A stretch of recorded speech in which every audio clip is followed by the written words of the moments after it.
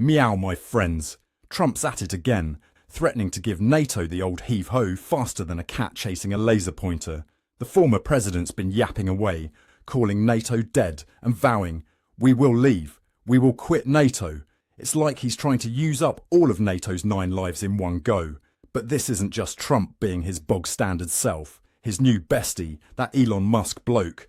You know, the one who's now running the Department of Government Efficiency like it's his personal litter box. He's jumped on the bandwagon too. As head of Doge, Musk's been chirping away on social media, agreeing it's high time for the US to scarper from NATO and the UN. It's like watching two tomcats trying to out-yowl each other in an alley. Now, let's scratch beneath the surface. NATO's been keeping the peace since 1949, acting like a big burly guard dog at the democracy kennel. Without it, the authoritarian mongrels might try to storm in. Remember when they invoked Article 5 after 9/11? That was the first and only time, showing how crucial this alliance is when the fur starts flying. But Trump and his cronies seem to think the US is getting fleeced.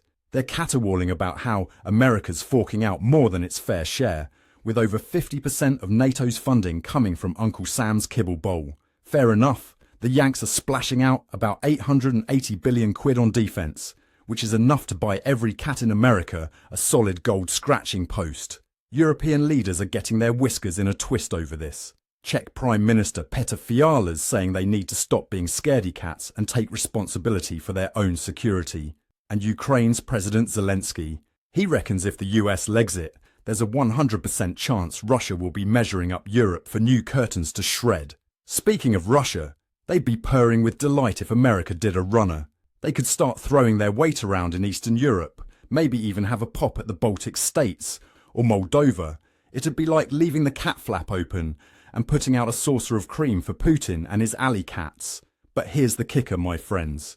There's this new law from 2023 that says any president who wants to ditch NATO needs to get the thumbs up from Congress first. Sounds like trying to herd cats for Trump, doesn't it?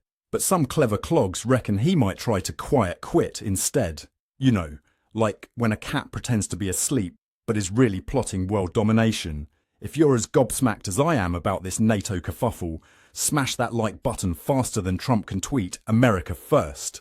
We need to keep our eyes peeled on this one, because if NATO goes belly up, we might all end up in the doghouse. As old Ben Hodges, former top dog of the US Army in Europe, puts it, NATO is not merely a vehicle for capability aggregation.